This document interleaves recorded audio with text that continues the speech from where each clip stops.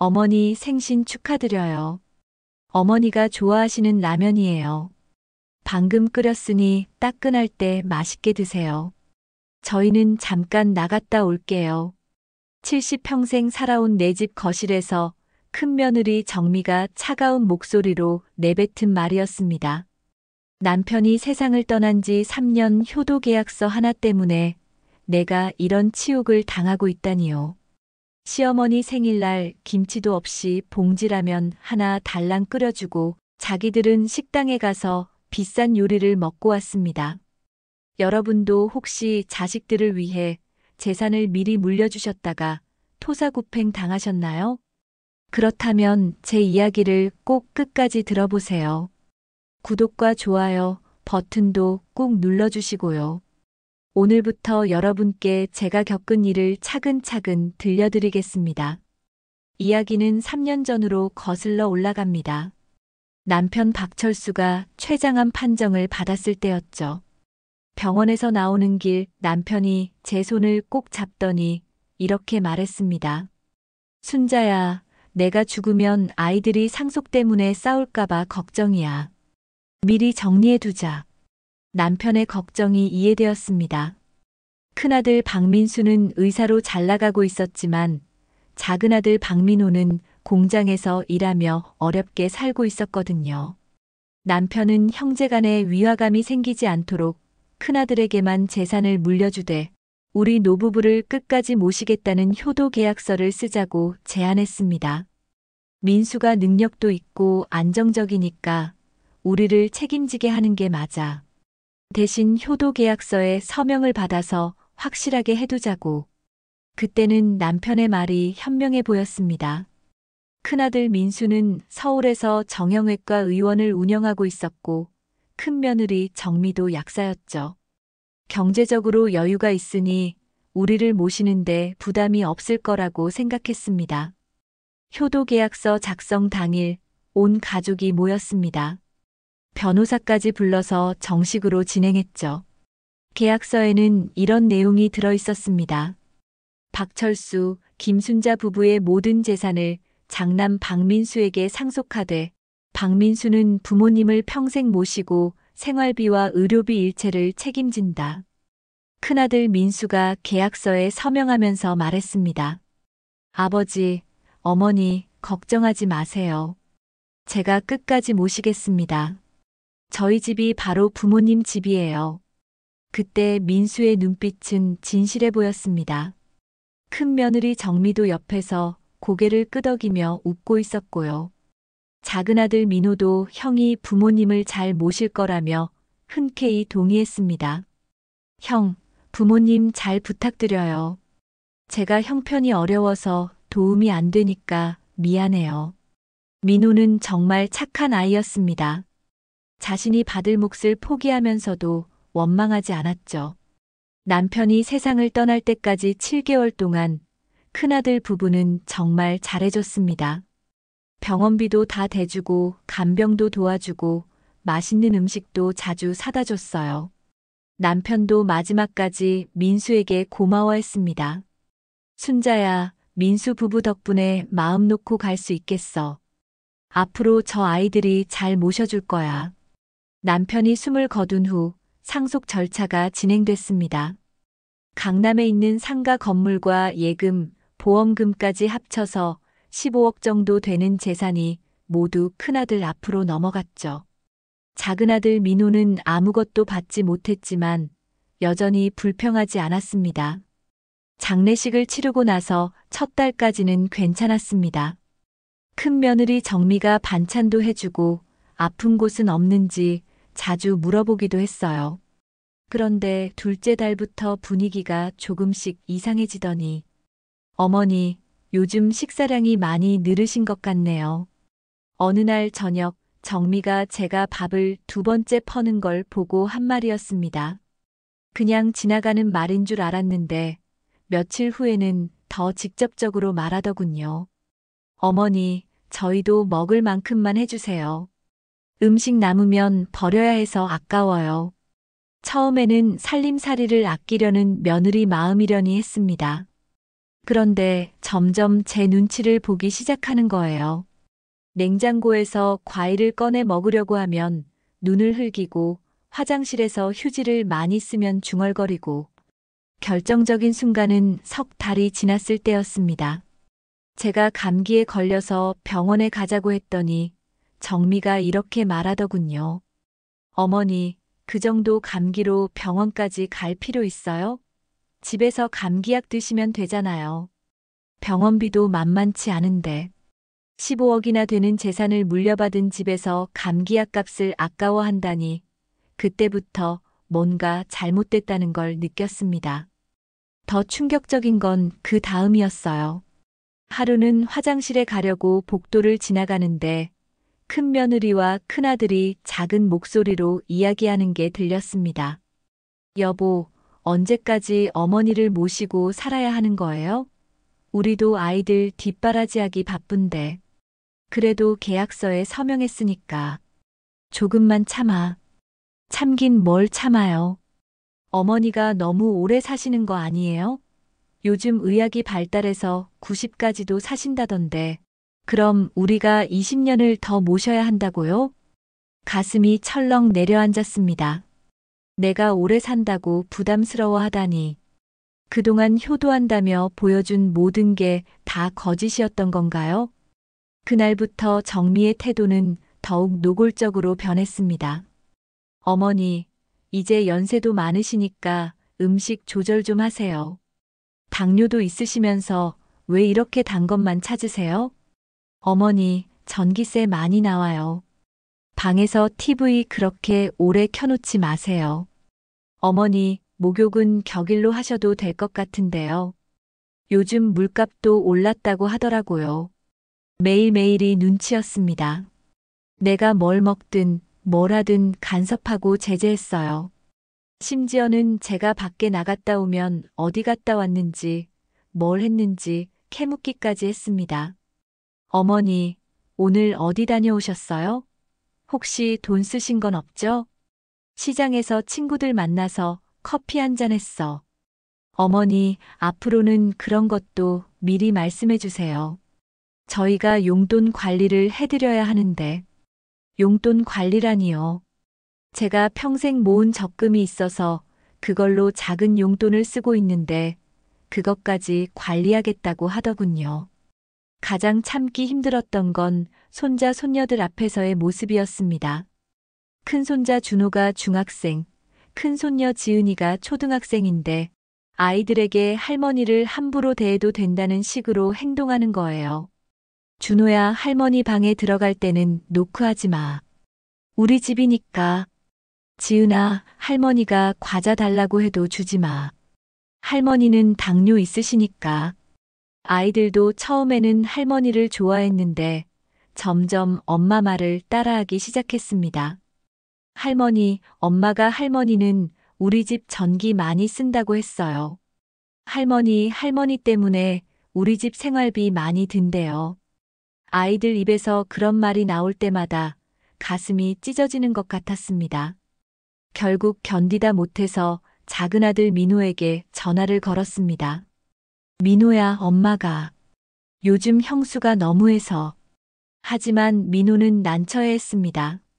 어머니, 형이 어머니 모시기로 했으니까. 제가 뭐라고 할 처지가 안 되잖아요. 그리고 저도 요즘 회사 상황이 안 좋아서.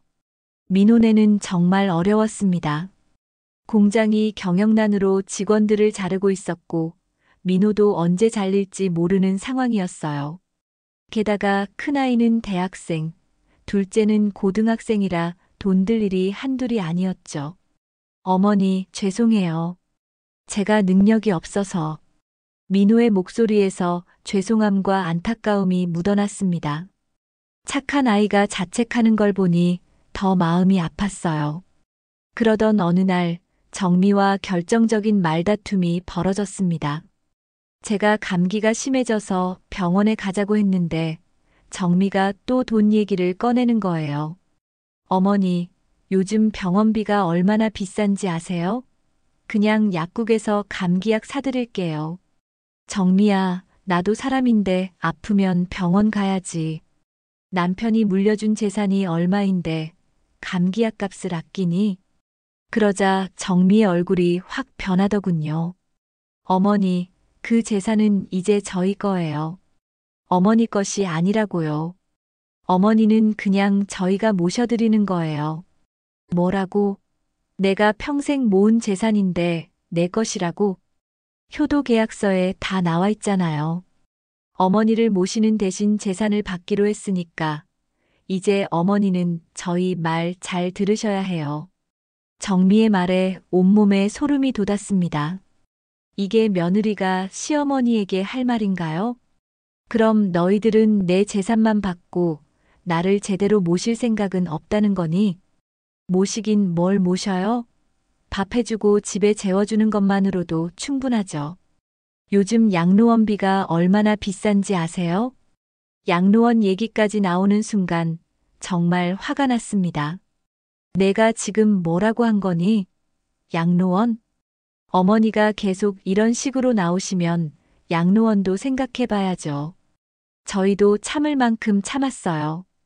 그때 마침 큰아들 민수가 진료를 마치고 돌아왔습니다.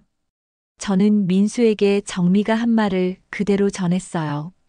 민수야, 내 아내가 나한테 양로원 얘기를 했다. 이게 말이 되니? 그런데 민수의 반응은 더 충격적이었습니다. 어머니, 정미 말도 일리가 있어요. 요즘 저희도 병원 경영이 쉽지 않은데. 뭐라고? 너도 그런 생각이니? 아니에요. 그게 아니라. 어머니께서 조금만 이해해 주셨으면 해서요. 민수까지 아내 편을 드는 걸 보고 완전히 절망했습니다. 내가 키우고 사랑한 아들이 재산을 받은 후 이렇게 변해버리다니. 그날 밤 잠을 이룰 수가 없었습니다. 남편이 그렇게 신중하게 준비한 효도 계약서가 오히려 독이 되어 돌아온 거예요. 재산을 미리 넘겨주니까 아들 며느리가 저를 짐으로 생각하기 시작한 거죠. 다음 날 아침 정미가 또 다른 폭탄 발언을 했습니다. 어머니, 저희가 어머니 방을 작은 방으로 옮겨드리려고 해요. 준호가 중학생이 되니까 큰 방이 필요하거든요. 큰 방은 제가 남편과 40년 넘게 쓰던 방이었어요. 남편의 흔적이 남아있는 소중한 공간인데 그걸 손자에게 내주라는 거였습니다. 안 돼. 그 방은 내 아버지와 내가 쓰던 방이야. 어머니, 죽은 사람 생각하지 마시고 현실을 보세요. 이 집은 이제 저희 집이에요. 그 순간 뭔가 머릿속에서 탁 하고 터지는 느낌이었습니다. 더 이상 참을 수 없었어요. 정미야, 내가 지금 뭐라고 한 거니? 사실대로 말한 거예요. 어머니도 현실 파악 좀 하세요. 그때였습니다. 갑자기 작은 아들 민호가 전화를 걸어왔어요. 어머니 목소리가 이상하다며 집에 와도 되냐고 묻더군요. 민호가 도착했을 때 저는 짐을 싸고 있었습니다. 어머니, 무슨 일이세요? 민호야, 엄마가 여기서 못 살겠다. 내 집에 가서 작은 방 한 칸만 얻어서 살게 해줄래? 민호가 깜짝 놀라며 큰형과 큰형수에게 무슨 일인지 물었습니다. 하지만 정민은 뻔뻔하게 대답했어요. 별일 아니에요. 어머니가 너무 예민해지셔서. 형수, 정확히 무슨 일인지 말씀해 주세요. 민호가 다그치자 그제야 정미가 실토했습니다. 양로원 얘기, 방 빼달라는 얘기, 용돈 관리 얘기까지. 민호의 얼굴이 점점 굳어졌습니다. 형수, 이건 너무하잖아요. 어머니한테 어떻게 그런 말을 할 수 있어요? 민호야, 너는 돈 한 푼 안 받아놓고 뭔 소리야? 우리가 어머니 모시는 거 얼마나 힘든 줄 알아? 정미의 말에 민호가 펄쩍 뛰었습니다. 형수, 그게 할 말이에요? 제가 돈 못 받았다고 어머니한테 함부로 해도 된다는 거예요? 그럼 내가 모셔. 우리도 이제 지쳤어. 결국 그 자리에서 큰 싸움이 벌어졌습니다. 평생 형을 형이라고 불러온 민호가 처음으로 큰 소리를 냈어요. 형수, 정말 실망이에요. 재산 받고 이렇게 변하실 줄은 몰랐어요. 그날 밤 저는 정말 민호네 집으로 갔습니다. 작은 투룸에 식구가 4명이나 사는 비좁은 집이었지만 큰 며느리 영희는 저를 반갑게 맞아줬어요. 어머니, 얼마든지 계세요. 저희가 어려워도 어머니 한 분 더 모실 수 있어요. 하지만 마음이 편하지 않았습니다. 민호네도 형편이 어려운데 제가 들어가서 더 부담을 드리는 게 맞는 건지 그렇게 석 달을 민호네 집에서 지내면서 생각했습니다. 이대로는 안 되겠다. 뭔가 방법을 찾아야겠다고요. 그러던 어느 날 우연히 TV에서 상속 관련 프로그램을 보게 됐는데 거기서 충격적인 얘기를 들었습니다. 효도 계약서라고 해도 계약 조건을 위반하면 상속을 취소할 수 있습니다. 특히 부양 의무를 제대로 이행하지 않는 경우에는 그 순간 뭔가 희망이 보였습니다. 혹시 우리가 쓴 효도 계약서에도 그런 조항이 있을까? 남편이 워낙 신중한 사람이었으니까 혹시나 해서 안전장치를 만들어뒀을지도 모르잖아요. 다음 날 아침 저는 중대한 결심을 했습니다. 변호사를 찾아가기로 한 거죠. 민호야, 엄마가 변호사 선생님께 상담받으러 갈 건데 같이 가줄래? 민호가 깜짝 놀랐습니다. 어머니, 무슨 일이세요? 효도 계약서에 혹시 우리가 모르는 조항이 있는지 확인해 보려고. 그렇게 해서 변호사 사무실로 향했습니다. 과연 남편이 마지막으로 제게 남겨준 선물이 있을까요? 이제 진짜 싸움이 시작될 것 같습니다. 어머니, 이 조항 보세요. 아버님이 정말 깊이 생각하고 넣으신 것 같네요. 변호사 선생님이 효도 계약서를 자세히 살펴보더니 놀라운 표정으로 말씀하시는 거예요. 제 가슴이 두근두근 뛰기 시작했습니다. 지난 시간에 큰 며느리 정미의 배신과 모욕을 당한 저는 작은 아들 민호와 함께 변호사 사무실을 찾았었죠. 과연 남편이 마지막에 저를 위해 어떤 안전장치를 남겨뒀을까요? 끝까지 들어보시고 구독과 좋아요 꼭 눌러주세요. 변호사 사무실에 들어서자마자 긴장이 되었습니다. 50대 초반으로 보이는 김 변호사님이 저희를 맞아주셨어요. 어르신, 어떤 일로 오셨나요? 민호가 대신 설명을 시작했습니다.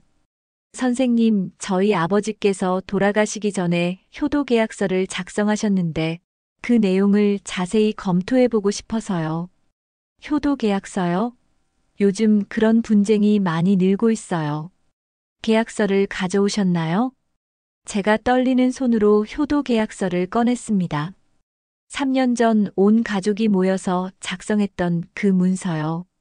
당시에는 가족의 평화를 위한 현명한 선택이라고 생각했는데, 이제 와서 보니 이게 제 운명을 좌우할 중요한 증거가 되어버렸네요. 김 변호사님이 계약서를 꼼꼼히 읽기 시작했습니다. 처음에는 별다른 반응이 없더니 점점 눈빛이 달라지는 게 느껴졌어요. 이거 참 흥미로운 조항이 있네요. 어떤 조항인가요? 여기 보세요.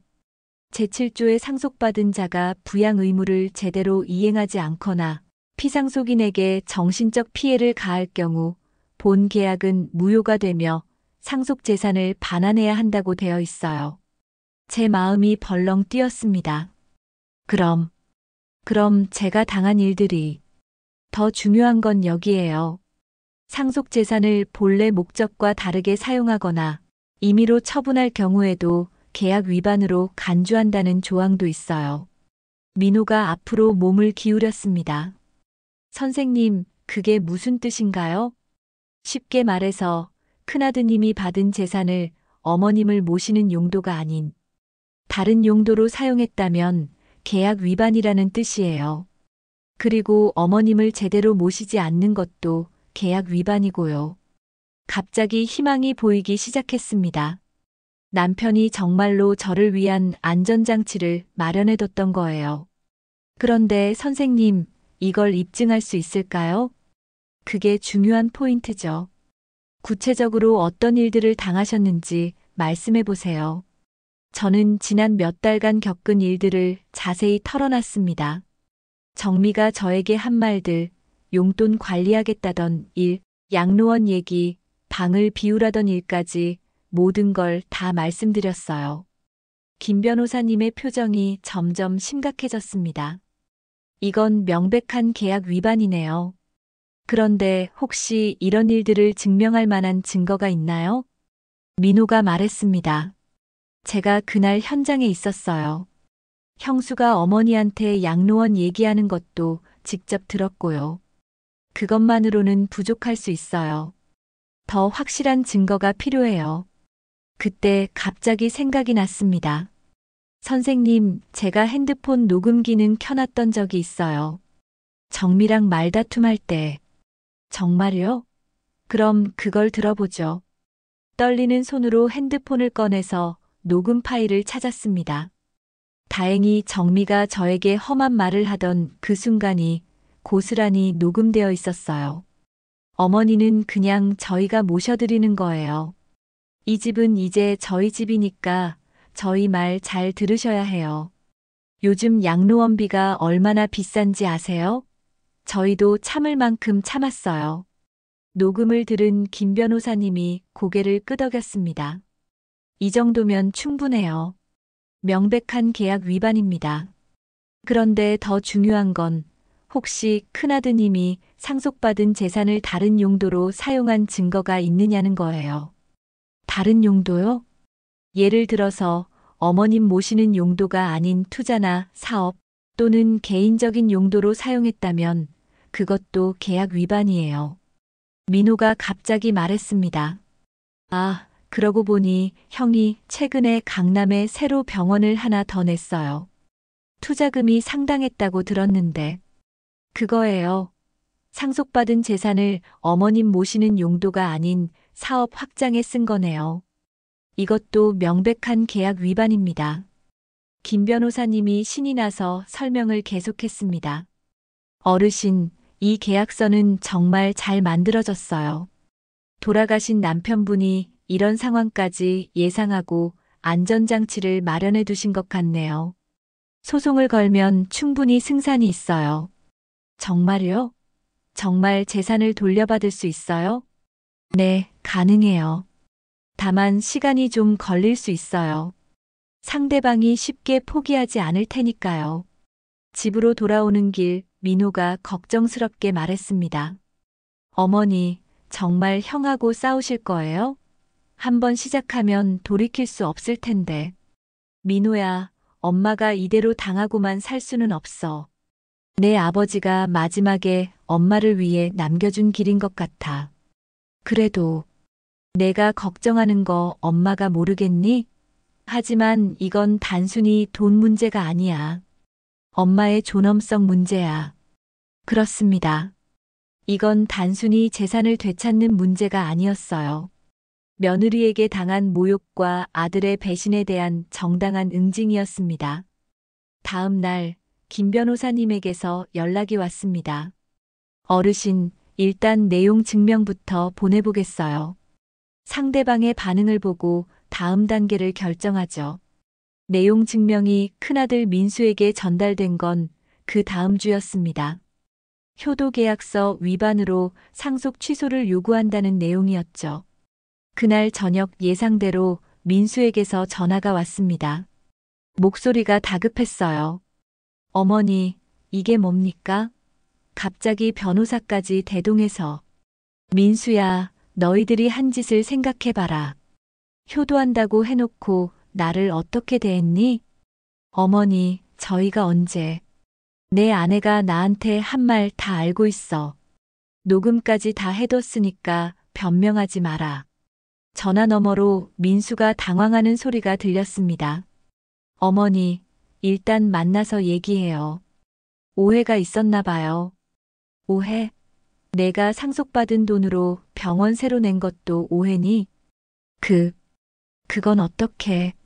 민수야, 이제 와서 변명해봤자 소용없어. 법정에서 보자. 전화를 끊고 나니 마음이 후련했습니다. 평생 처음으로 아들에게 이렇게 강하게 나온 거였어요. 하지만 그 다음 날부터 진짜 전쟁이 시작됐습니다. 먼저 정미가 저에게 전화를 걸어왔어요. 처음에는 애원하는 목소리였습니다.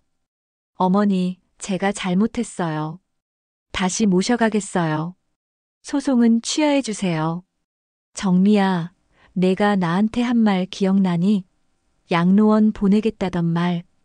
어머니, 그때는 제가 화가 나서 정말 죄송해요.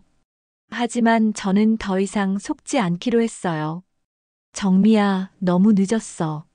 나도 이제 너희들 본심을 알았으니까. 그러자 정미의 목소리가 돌변했습니다. 어머니, 그럼 정말 끝까지 가시겠다는 거예요?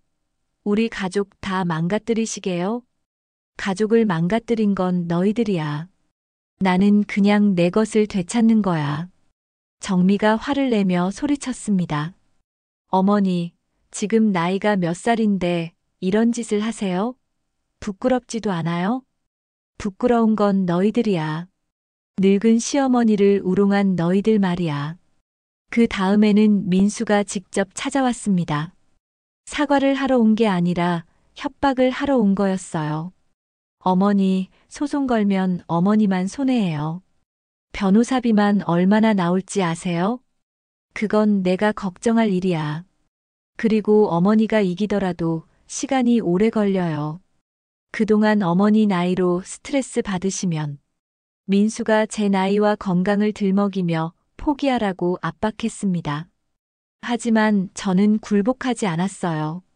민수야, 내가 지금 엄마를 협박하는 거니? 협박이 아니라 현실적인 조언이에요. 현실적인 조언이라. 내가 효도 계약서 쓸 때는 언제고 이제 와서 현실적인 조언이라니. 민수의 얼굴이 붉어졌습니다. 어머니, 그럼 정말 끝까지 가시겠다는 거예요? 그래, 끝까지 갈 거야. 내 아버지가 마지막에 엄마를 위해 남겨준 길이니까. 결국 민수도 포기하고 돌아갔습니다. 그 다음 주에는 더 가관이었어요. 갑자기 큰손자 준호가 저에게 전화를 걸어왔어요. 할머니, 엄마 아빠가 요즘 너무 힘들어해요. 할머니 때문에. 아이를 이용해서 저를 압박하려는 거였어요. 가슴이 아팠지만 단호하게 말했습니다. 준호야, 할머니가 왜 이런 일을 하는지 내가 크면 알게 될 거야. 하지만 할머니, 우리 가족이 힘들어져요. 준호야, 그건 너희 부모님이 잘못했기 때문이야. 할머니는 잘못한 게 없어. 민수 부부는 심지어 주변 친척들까지 동원했어요. 친정 어머니까지 나서서 저에게 전화를 걸어왔어요. 순자야, 가족끼리 법정 싸움까지 할 필요 있니? 적당히 타협하면 안 될까? 언니는 정미가 나한테 한 말 들어보셨어요? 그래도 며느리가 한 말인데 이해하고 넘어가면 안 될까? 주변 사람들 모두 저를 말려댔지만 저는 의지를 굽히지 않았습니다. 그러던 중에 결정적인 사건이 벌어졌어요. 민호가 회사에서 해고 통지를 받은 거예요. 경영난으로 정리해고를 하는데 민호가 포함된 거였죠. 어머니, 저 이제 어떻게 해야 할지 모르겠어요. 민호가 풀이 죽어서 말하는 걸 보니 마음이 아팠습니다. 착한 아이가 이런 어려움까지 겪고 있는데 형은 15억의 재산을 받고도 저를 제대로 모시지 않고 있다니. 민호야, 괜찮아. 엄마가 재산을 되찾으면 내가 걱정할 일 없어. 어머니, 그래도 형하고 싸우는 게 마음이 편하지 않아요. 민호야, 이건 형제 싸움이 아니야. 옳고 그름의 문제야. 그때 김 변호사님에게서 연락이 왔습니다. 어르신, 상대방에서 합의를 제안해 왔어요. 합의요? 재산의 절반을 돌려주겠다고 하네요. 대신 소송은 취하하라고요. 저는 단호하게 거절했습니다. 안 돼요. 전부 다 돌려받을 거예요. 제가 왜 절반만 받아야 해요? 하지만 어르신, 소송은 항상 위험이 따라요. 확실하게 절반이라도 받는 게. 선생님, 저는 돈이 문제가 아니에요. 제 존엄성을 되찾는 일이에요. 김 변호사님이 탐복했습니다. 어르신 의지가 대단하시네요. 알겠습니다. 끝까지 가보죠. 그렇게 본격적인 법정 싸움이 시작되었습니다. 첫 번째 재판 날짜가 잡혔어요. 재판 전날 밤 민호가 걱정스럽게 말했습니다. 어머니, 내일 정말 괜찮으실까요? 민호야, 내 아버지가 엄마를 위해 마련해둔 마지막 선물이야. 겁낼 게 뭐 있겠니? 그런데 그날 밤 늦게 깜짝 놀랄 일이 벌어졌어요. 정미에게서 문자가 온 거예요. 어머니, 마지막으로 한 번만 더 생각해 보세요. 정말 우리 가족 다 망가뜨리실 거예요? 저는 차분하게 답장을 보냈습니다. 정미야, 가족을 망가뜨린 건 너희들이야. 내일 법정에서 보자. 재판 당일 아침 저는 일찍 일어나서 정장을 차려입었습니다. 평생 법정에 서본 적이 없어서 긴장됐지만 이상하게 마음은 차분했어요. 남편이 제게 남겨준 마지막 선물을 받으러 가는 기분이었거든요. 민호가 옆에서 걱정스럽게 말했습니다. 어머니, 괜찮으세요? 떨리시죠? 민호야, 엄마는 떨리지 않아. 진실은 하나니까. 법원에 도착하니 이미 민수와 정미가 와 있었어요. 민수의 변호사도 함께 있더군요. 정미가 저를 보더니 마지막까지 애원하는 눈빛을 보냈지만 저는 외면했습니다. 제3호 법정에서 김순자 대 박민수 상속 취소 청구 사건을 심리하겠습니다. 재판장님이 엄숙하게 선언하자 법정이 조용해졌습니다. 드디어 시작되는 거예요. 김 변호사님이 먼저 입을 열었습니다. 재판장님, 본 사건은 효도계약서를 위반한 명백한 사례입니다. 피고 박민수는 상속받은 재산으로 원고를 부양할 의무가 있었으나 오히려 원고를 모독하고 학대했습니다. 상대편 변호사가 반박했습니다. 재판장님, 피고는 원고를 성실히 부양해왔습니다. 원고의 주장은 과장되고 일방적인 해석입니다. 그때 김 변호사님이 녹음 파일을 증거로 제출했습니다. 재판장님, 이것은 피고의 배우자가 원고에게 한 발언을 녹음한 것입니다. 스피커에서 정미의 목소리가 흘러나왔어요. 어머니는 그냥 저희가 모셔드리는 거예요. 요즘 양로원비가 얼마나 비싼지 아세요? 법정이 조용해졌습니다. 재판장님의 표정이 굳어졌어요.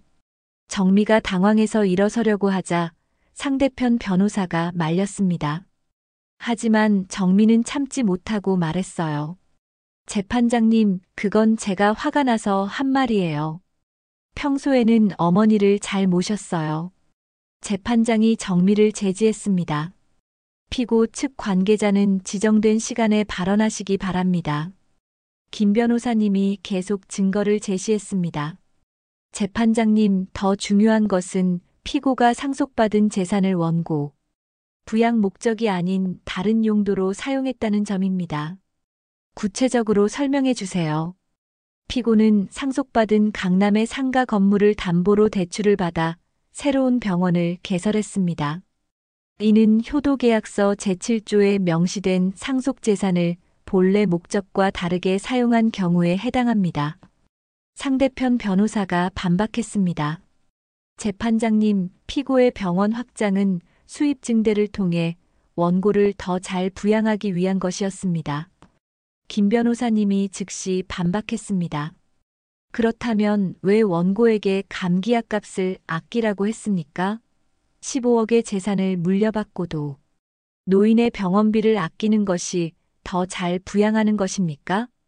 재판장이 민수에게 직접 질문했습니다.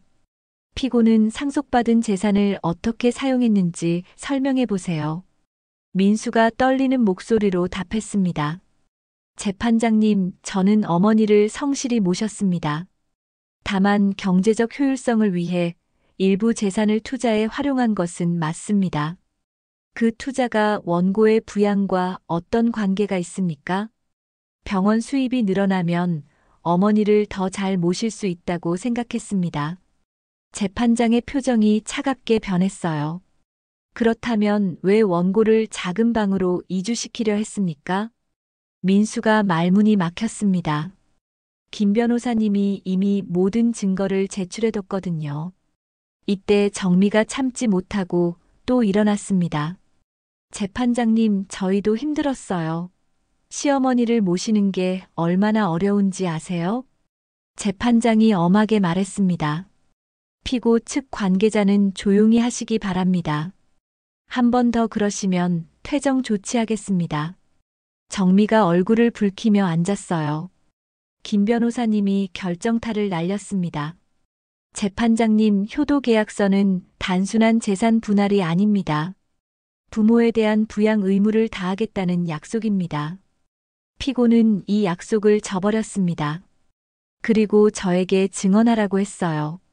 떨리는 마음으로 증인석에 앉았습니다. 원고께서는 피고 측으로부터 어떤 대우를 받으셨는지 말씀해 주세요. 재판장님, 처음에는 괜찮았어요. 하지만 시간이 지나면서 저는 차근차근 설명했습니다.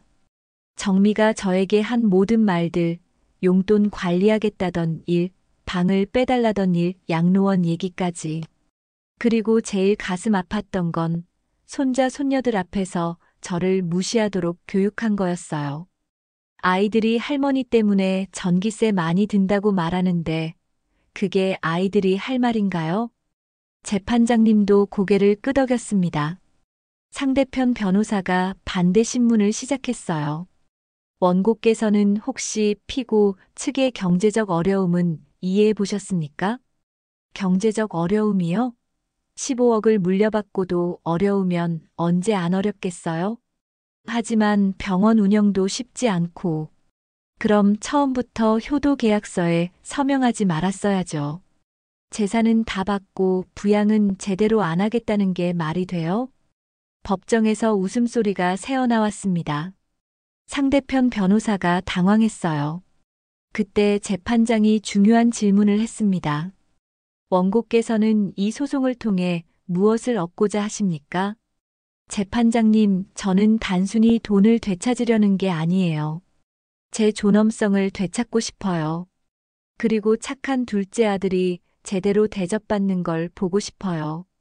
그 순간 방청석에서 민호가 눈물을 훔치는 게 보였어요. 재판장이 민수에게 다시 질문했습니다. 피고는 앞으로도 원고를 성실히 부양할 의사가 있습니까? 민수가 머뭇거렸어요. 옆에서 정미가 눈짓을 보내고 있었거든요. 저는 최선을 다하겠습니다. 구체적으로 어떻게 하시겠습니까?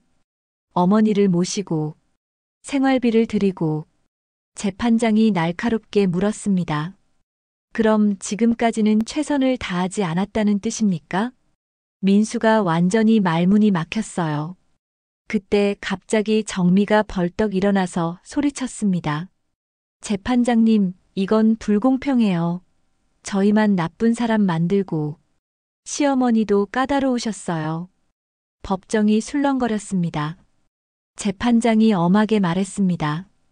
피고 측 관계자는 즉시 퇴정하십시오. 법원 직원들이 정미를 끌어내려고 하자 정미가 더 큰 소리로 외쳤어요. 이건 말도 안 돼요. 그 돈은 이제 우리 거라고요. 왜 다시 뺏어가려고 해요? 그 순간 법정이 조용해졌습니다. 정미 입에서 나온 저 말이야말로 그들의 진심이었거든요.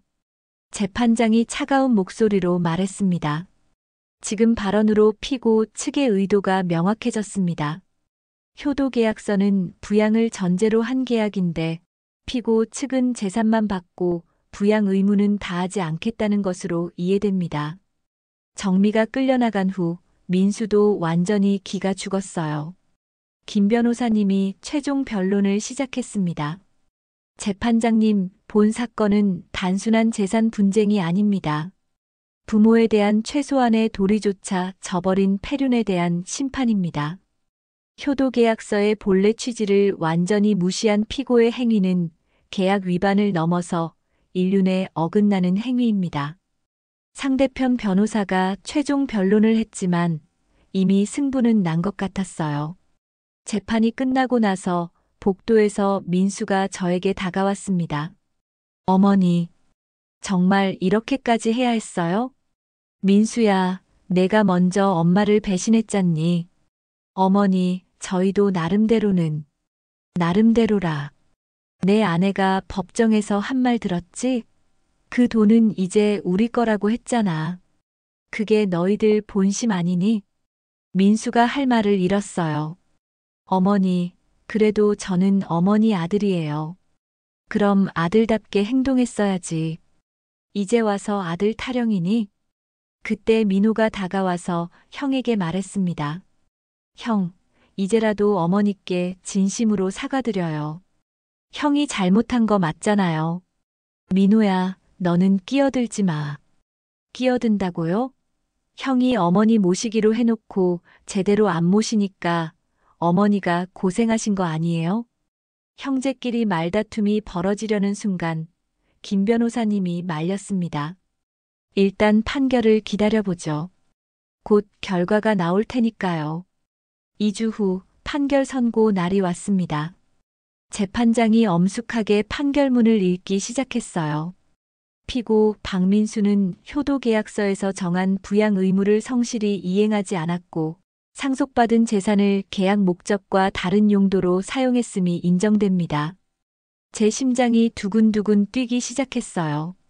또한 피고의 배우자는 원고에게 인격적 모독을 가했으며 이는 효도계약서 위반에 해당합니다. 민수와 정미의 얼굴이 창백해졌어요. 따라서 원고의 청구를 받아들여 효도계약서를 무효로 하고 상속재산 전부를 원고에게 반환하라는 판결을 내립니다. 또한 피고는 상속받은 재산을 계약 목적 외의 용도로 사용한 데 대한 손해배상금 5천만 원을 원고에게 지급하라고 명령합니다. 저는 믿을 수가 없었어요. 정말 이겼다니. 그리고 피고가 상속받은 상가 건물을 담보로 받은 대출금에 대해서도 원고에게 변제하라는 판결을 내립니다. 김 변호사님이 제 손을 꼭 잡았어요. 어르신, 완전 승리예요. 정말 축하드려요. 민수와 정민은 멍한 표정으로 앉아 있었어요. 특히 정민은 얼굴이 하얗게 질려 있었죠. 법정을 나서면서 민호가 저를 부축했습니다. 어머니, 정말 대단하세요. 아버지가 하늘에서 도와주신 것 같아요. 그래, 내 아버지가 엄마를 위해 마지막 선물을 남겨뒀구나. 그런데 법원 앞에서 정미가 저에게 달려왔어요. 어머니, 이제 정말 끝인 거예요? 저희 완전히 망하는 거예요? 정미야, 내가 나한테 한 짓 생각해봐라. 이게 당연한 결과야. 어머니, 제발. 한 번만 더 기회를. 늦었어. 내가 법정에서 그 돈은 이제 우리 거라고 했을 때 이미 끝난 거야. 정미가 주저앉아서 울기 시작했어요. 하지만 저는 더 이상 동정하지 않았습니다. 민수도 다가와서 말했어요. 어머니, 항소하겠습니다. 민수야, 그래 해봐라. 2심에서도 너희가 질 거야. 김 변호사님이 옆에서 말했습니다. 항소를 해도 1심 판결이 뒤바뀔 가능성은 거의 없어요. 증거가 너무 명확하거든요. 결국 민수도 포기한 표정을 지었어요. 집으로 돌아오는 길 민호가 말했습니다. 어머니, 이제 어떻게 하실 거예요? 민호야, 이제 엄마가 너희들을 도와줄 수 있겠구나. 어머니, 내가 회사에서 잘렸다며? 걱정하지 마. 이제 엄마가 다 해결해 줄게. 민호의 눈에서 눈물이 흘렀어요. 어머니, 죄송해요. 제가 능력이 없어서 어머니가 고생하셨어요. 뭔 소리니? 내가 뭘 잘못했니? 착하게 살아온 게 잘못이니? 그날 밤 저는 남편의 영정 앞에 앉아서 말했어요. 여보, 고마워요. 마지막까지 날 생각해줘서. 이제 민호도 제대로 챙겨줄 수 있겠어요. 마치 남편이 대답하는 것 같았어요. 잘했어, 순자야. 하지만 이제 시작이었습니다. 민수 부부가 쉽게 포기할 리 없으니까요. 과연 어떤 일들이 더 벌어질까요? 어머니, 저희 정말 집에서 나가야 해요?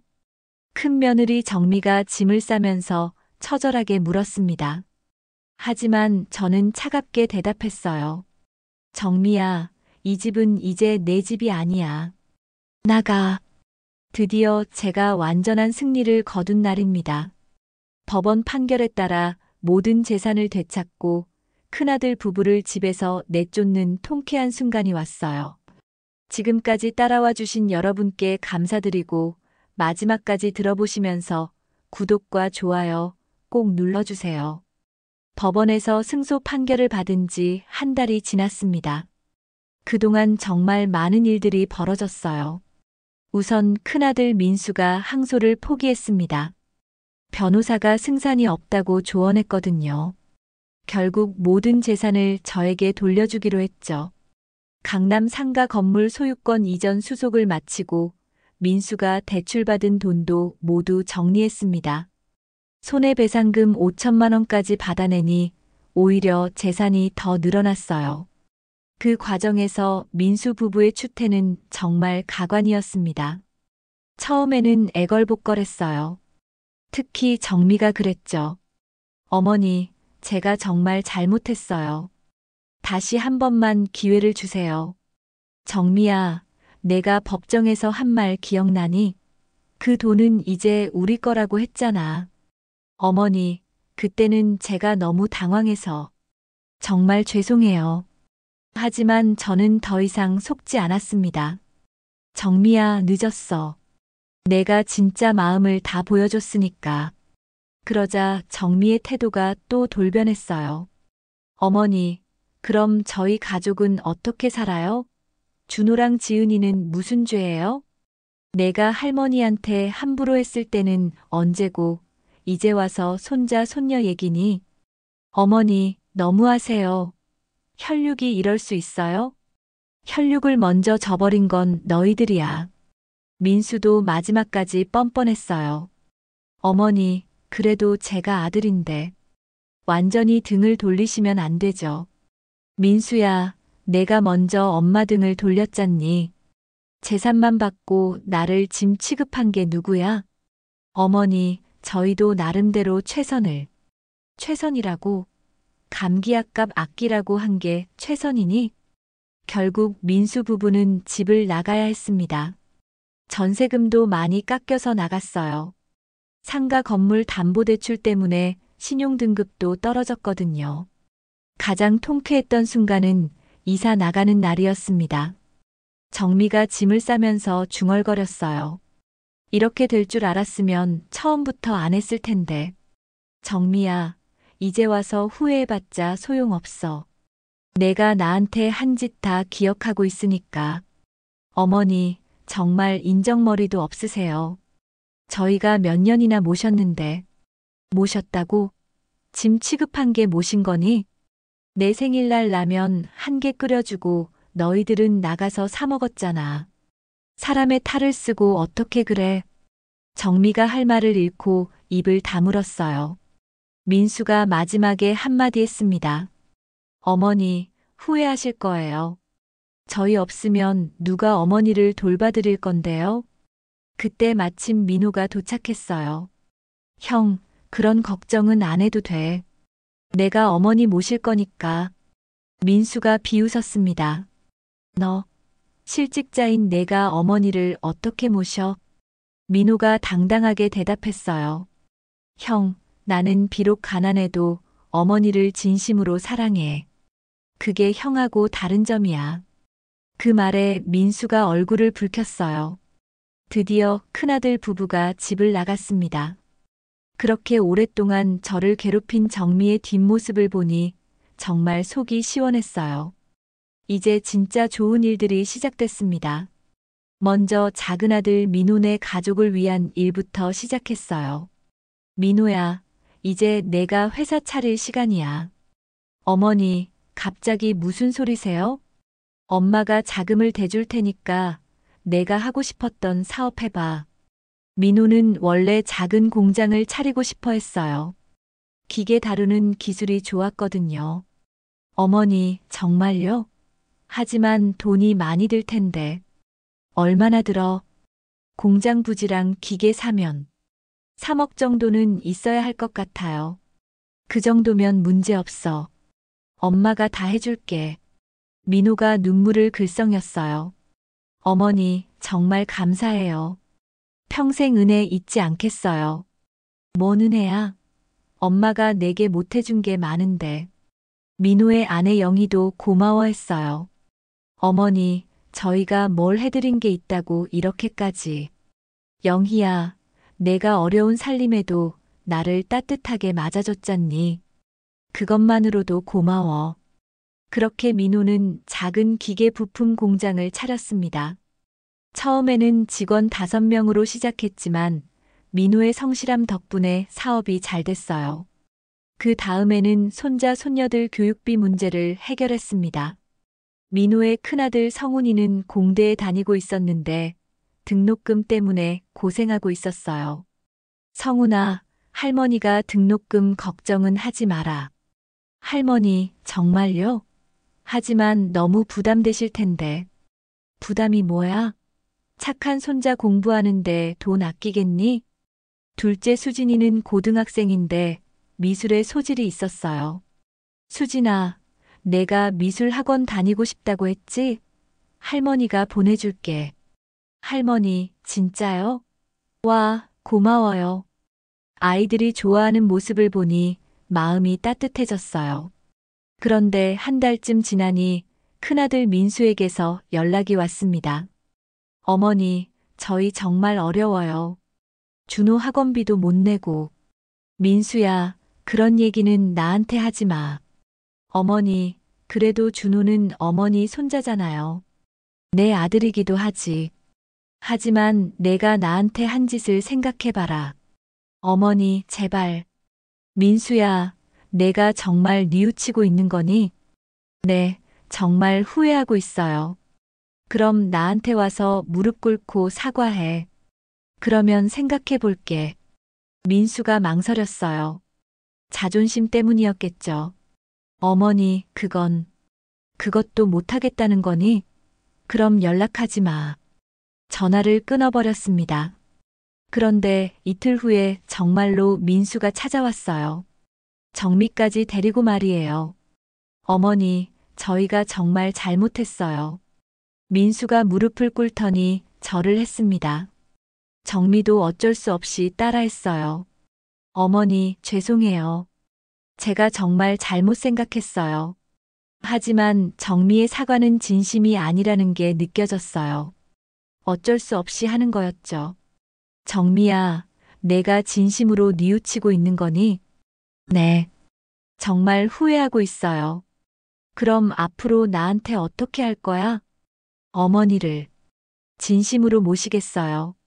거짓말인 걸 뻔히 알 수 있었지만 일단 기회를 주기로 했어요. 좋아. 그럼 조건이 있어. 네, 말씀하세요. 첫째, 앞으로 나한테 함부로 말하지 마라. 둘째, 내가 민훈에 도와주는 것에 간섭하지 마라.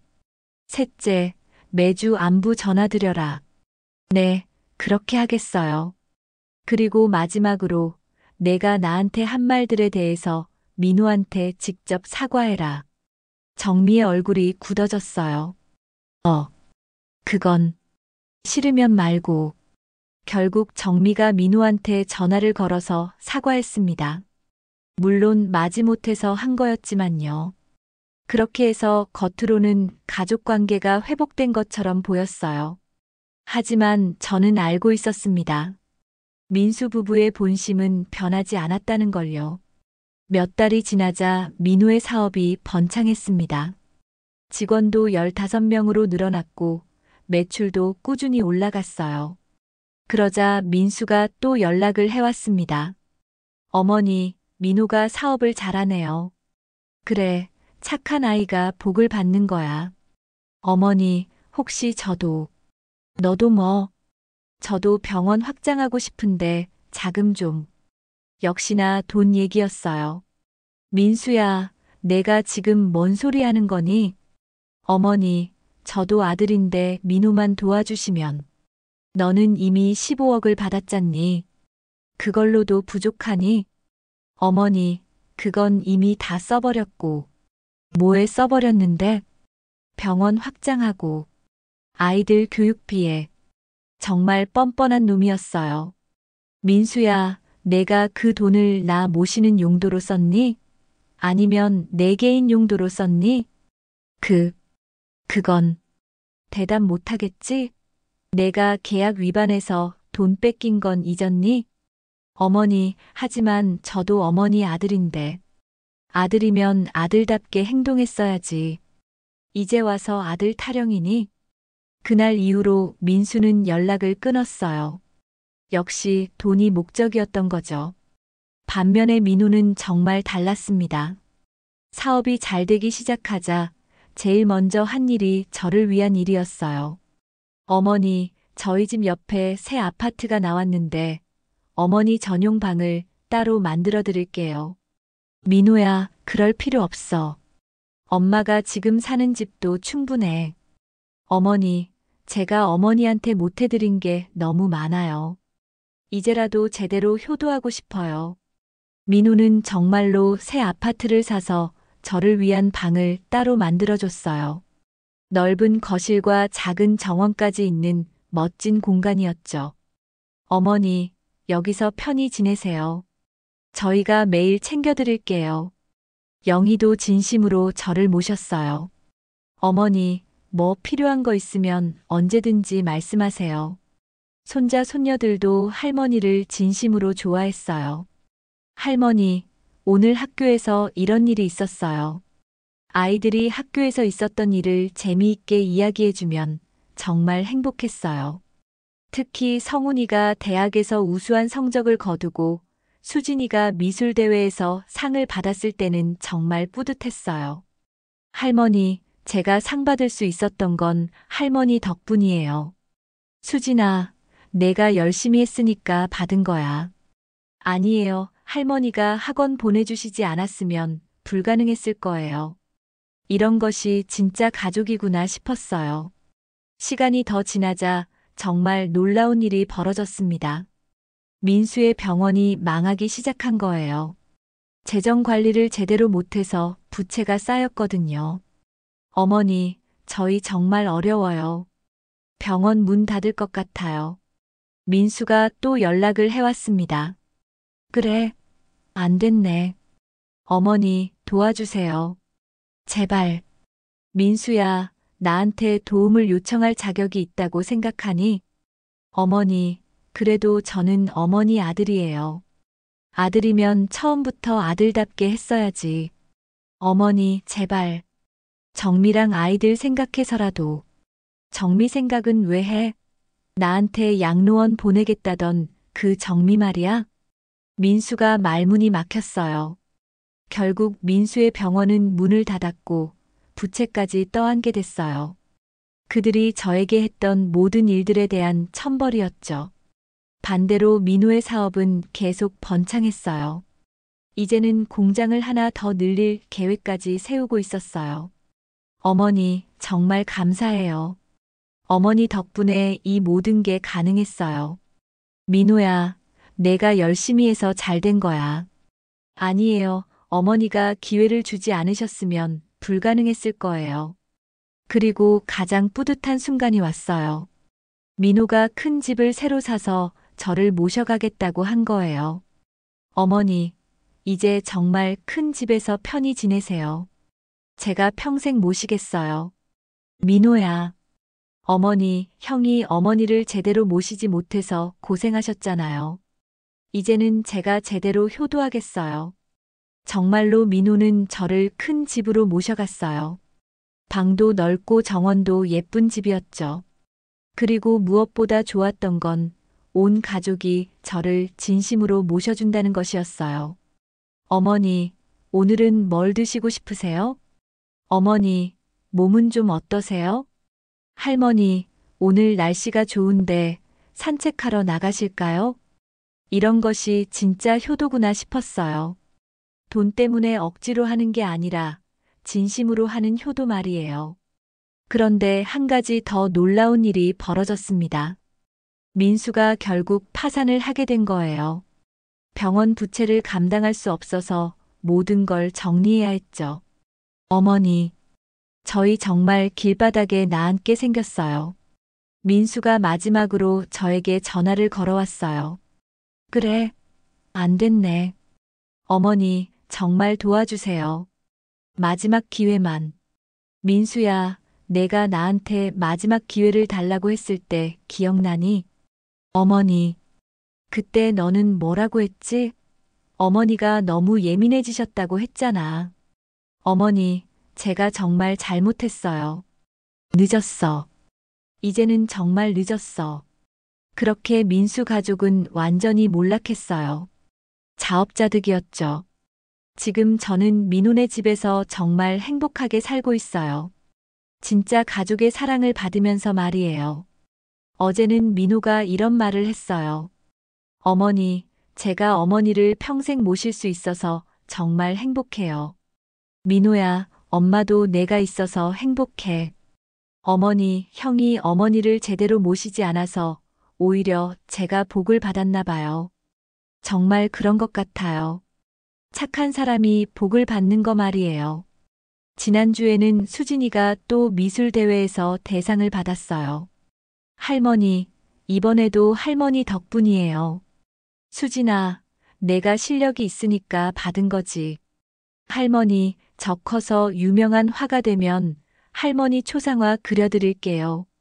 이런 손녀가 있어서 정말 행복해요.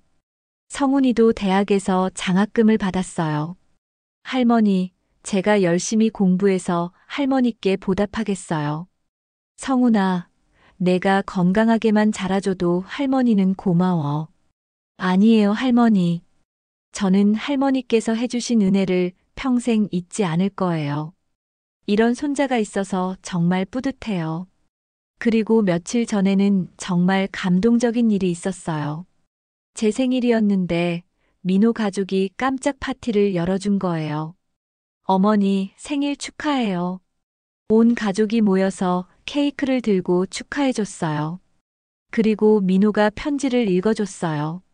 어머니, 어머니께서 저희에게 해주신 모든 것에 감사드려요. 어머니가 아니었다면 저희 가족이 이렇게 행복할 수 없었을 거예요.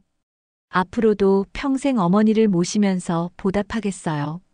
정말 눈물이 났어요. 그때 갑자기 생각이 났어요. 3년 전 제 생일에 큰아들 부부가 한 일을요. 라면 한 개를 끓여놓고는 자기들은 스테이크 먹으러 갔었죠. 그때와 지금을 비교하니 정말 격세지감이었어요. 이제 저는 정말 행복해요. 진짜 가족의 사랑을 받으면서 살고 있거든요. 가끔 큰아들 민수 생각이 나기도 해요. 하지만 후회하지 않아요. 그 아이가 먼저 저를 배신했으니까요. 남편이 마지막에 저를 위해 남겨준 선물 덕분에 저는 진짜 효자를 찾을 수 있었어요. 여러분도 혹시 자식들에게 재산을 물려줄 계획이 있으시다면 꼭 신중하게 생각해 보세요. 그리고 효도 계약서를 쓸 때는 안전장치를 꼭 만들어 두시고요. 무엇보다 중요한 건 돈이 아니라 진심이에요. 진심으로 부모를 사랑하는 자식이 진짜 효자거든요. 저처럼 늦게라도 진짜 효자를 찾으신 분들은 정말 행복하실 거예요. 지금 저는 민호네 집에서 정말 편안하게 살고 있어요. 매일매일이 행복해요. 어제는 영희가 이런 말을 했어요. 어머니, 어머니가 계셔서 저희 집이 더 따뜻해졌어요. 영희야, 고마워. 내가 있어서 엄마도 행복해. 어머니, 저희가 어머니께 더 잘해드려야 하는데. 뭔 소리니? 너희들이 충분히 잘해주고 있어. 정말 이런 며느리가 있어서 감사해요. 그리고 지난주에는 정말 뿌듯한 일이 있었어요. 민호의 공장이 더 커져서 직원을 30명까지 늘렸어요. 이제 제법 큰 회사가 된 거죠. 어머니, 다 어머니 덕분이에요. 민호야, 내가 성실하게 해서 잘 된 거야. 아니에요, 어머니. 어머니가 기회를 주지 않으셨으면 불가능했을 거예요. 착한 아이가 정말 복을 받았어요. 그런데 어제 정말 놀라운 소식을 들었어요. 큰아들 민수가 결국 서울을 떠나서 지방으로 내려갔대요. 빚을 감당할 수 없어서 야반도주한 거죠. 어머니, 형이 연락도 없이 사라졌다고 하네요. 민호가 안타까운 표정으로 말했어요. 그래, 안 됐네. 어머니, 그래도 형인데. 조금은 안쓰러우시죠? 민호야, 내가 착하구나. 하지만 그건 내 형이 자초한 일이야. 네, 맞아요. 형이 어머니를 제대로 모셨으면 이런 일은 없었을 텐데. 정말 자업자득이었어요. 이제 저는 완전히 새로운 인생을 살고 있어요. 진짜 가족의 사랑을 받으면서 말이에요. 남편이 하늘에서 보고 계신다면 정말 기뻐하실 거예요. 당신이 마지막에 저를 위해 남겨준 선물 덕분에 저가 이렇게 행복해졌으니까요. 여러분 기억하세요. 돈보다 중요한 건 진심이에요. 그리고 착한 사람이 결국 복을 받는다는 것도요. 제가 겪은 일이 여러분께도 교훈이 되었으면 좋겠어요. 그리고 혹시 저처럼 어려움을 겪고 계신 분들이 있다면 포기하지 마세요. 분명히 길이 있을 거예요. 마지막으로 지금까지 제 이야기를 들어주신 모든 분들께 진심으로 감사드려요.